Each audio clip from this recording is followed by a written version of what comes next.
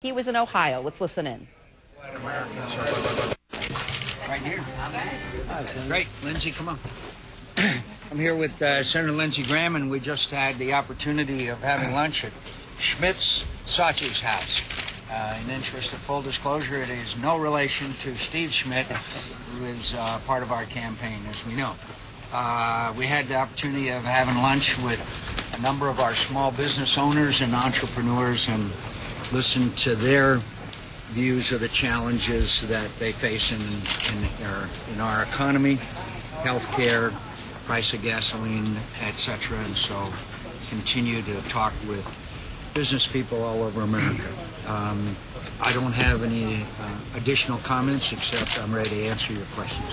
Senator Tom, Associated Press. In about half an hour, Senator Obama is going to speak in Berlin. You're in front of a German restaurant. Is this just happy coincidence, or are you trying to make a point?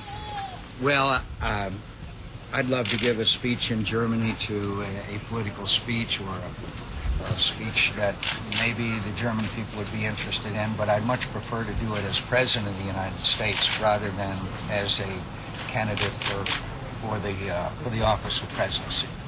And so we're going to be campaigning across the heartland of America and talking about the issues that are challenging America today. And I'm sorry we were unable to go to an offshore oil rig because I think the drilling offshore is a vital step in addressing the price of oil and America's energy needs. And I hope that Senator Obama will change his position and support offshore drilling. We need to do it. I'm sorry that the Congress is gridlocked again.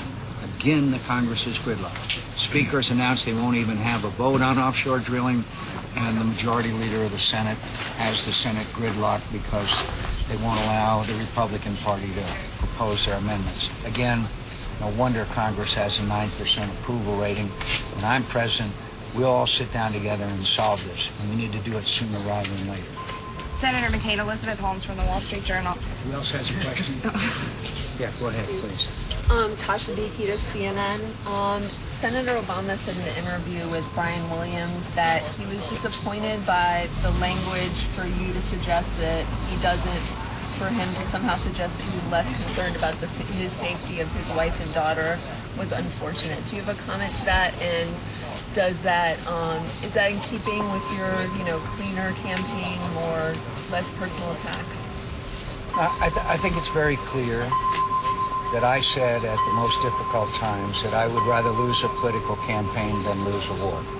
And that's very clear, and a lot of people said that it might doom my candidacy for President of the United States or the nomination of my party. It is very clear that Senator Obama took the far left position. It's very clear that Senator Obama does not understand what's at stake here, what was at stake in Iraq, and his refusal to acknowledge that the surge has succeeded is again a graphic demonstration of his lack of understanding of national security issues, but this one in particular.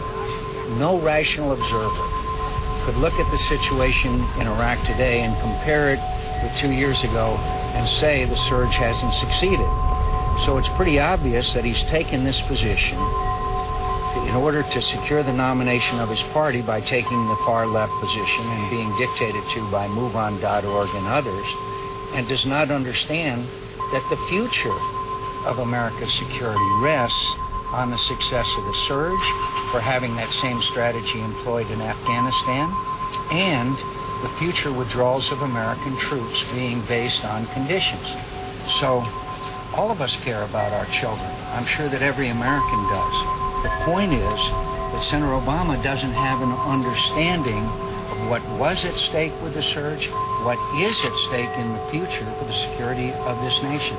I stand by my comments, and I think the record authenticates. Senator? Yes, sir. Jeff Mason from Reuters. Yes, Jeff.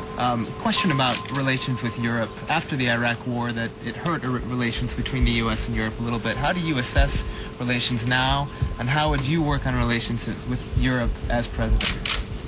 Well, let me just say I have very good relations with many of the European leaders. I've had many meetings with Chancellor Merkel over the years.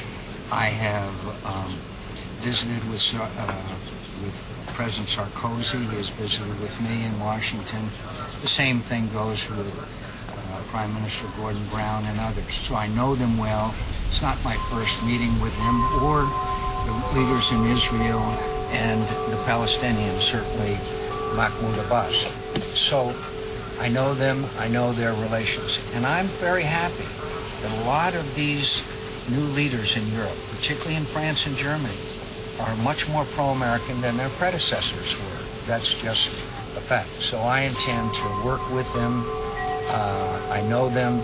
We have common cause in trying to prevent the Iranians from acquiring nuclear weapons, and I'm glad to see a lot of European cooperation on that issue.